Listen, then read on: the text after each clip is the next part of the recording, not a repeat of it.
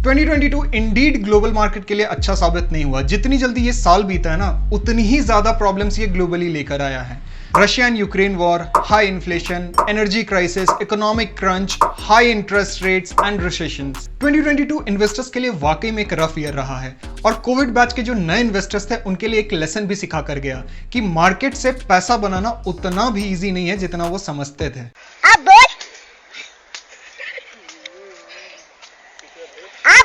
आज है 30 दिसंबर 2022 और 2023 में हम लोग एंटर करने वाले हैं। सारे लोग इस न्यू ईयर की सेलिब्रेशंस की तैयारी में लगे हुए हैं।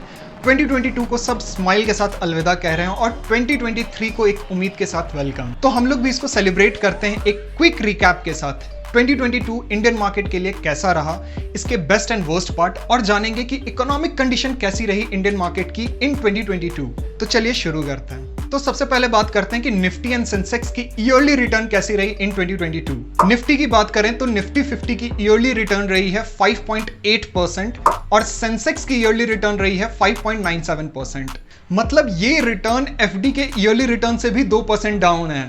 हालांकि लास्ट 6 मंथ में मार्केट ने बहुत अच्छा रिकवरी दिया है। सेंसेक्स की अगर हम लोग बात करें तो लास्ट 6 मंथ में अपने 52 वीक लो से 25% का रिकवरी दिया है। बट ये इन्वेस्टर्स को खुश नहीं कर सकता है क्योंकि ब्रॉडर मार्केट की जो कंडीशन है वो इन्वेस्टर्स की पोर्टफोलियो के लिए खराब ही रही है।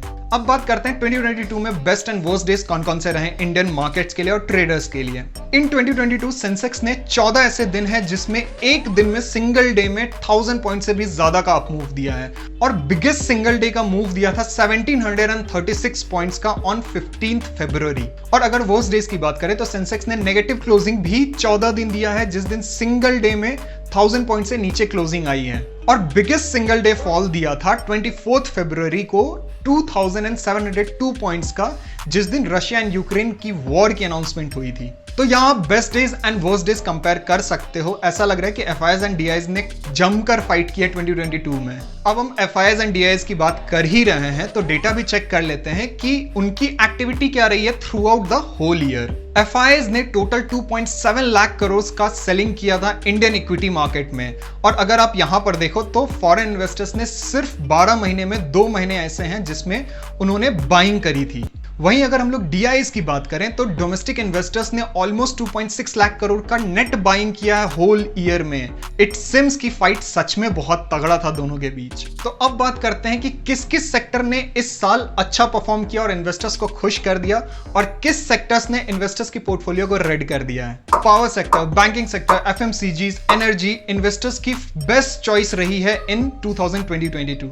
वहीं पर कोविड स्टार्स, हेल्थ सेक्टर और आईटी सेक्टर ज्यादा कुछ खास नहीं कर पाई। नेगेटिव रिटर्न्स के साथ उन लोगों ने ये ईयर क्लोजिंग किया है। तो अब बात करते हैं कि 2022 के top gainers and top losers stocks कौन कौन से रहे हैं जो जिनमें अगर आप इन्वेस्ट करते तो कितने % आपको रिटर्न्स मिल सकते थे। निफ्टी 500 की अगर हम लोग बात करें तो इनमें से top 5 gainers and top 5 losers की हम लोग लिस्ट देख लेते हैं। टॉप गेनर्स के लिस्ट में आते हैं पहला Mazagon Dock with the gain of 192%, Fertilizer and Chemical Travancore Limited 178%, Karur Vysya Bank 153%, UCO Bank 145% and Raymond 145%। वहीं टॉप 5 लूजर्स की बात करें तो पहले नंबर पर आते हैं Dhani security with -73% return, bright commodities with -73% return, Metropolis health care limited -61%, Tanla platform -60%, 197 जो कि पेटीएम की पेरेंट कंपनी है -60% के लॉस के साथ अपना ईयर एंड की है। अब बात करते हैं कि 2022 में इंडियन इकोनॉमी की मेजर इकोनॉमिक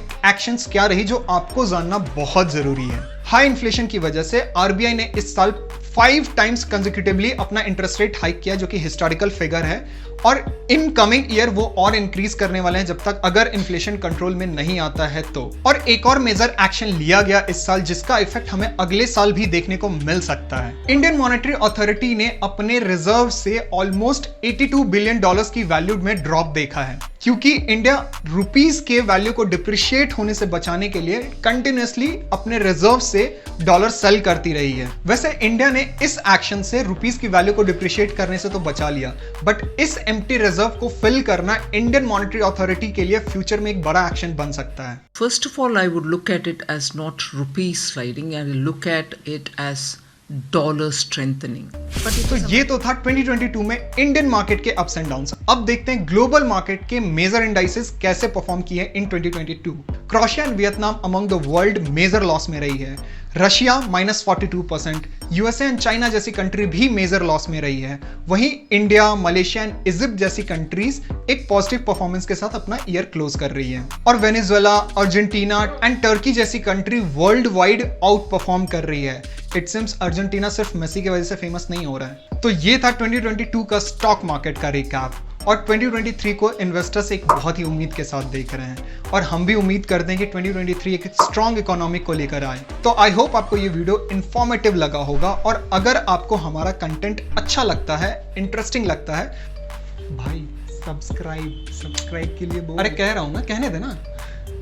तो अगर आपको ये वीडियो इंफॉर्मेटिव लगा और अगर आपको हमारा कंटेंट इंटरेस्टिंग लगता है तो show some support, hit the like button and subscribe to this channel. अगर ये नंबर इंक्रीज होता है तो मुझे मोटिवेशन मिलता है to make more and more videos for you guys. तो till then thank you and happy investing and wishing you all a very very happy new year.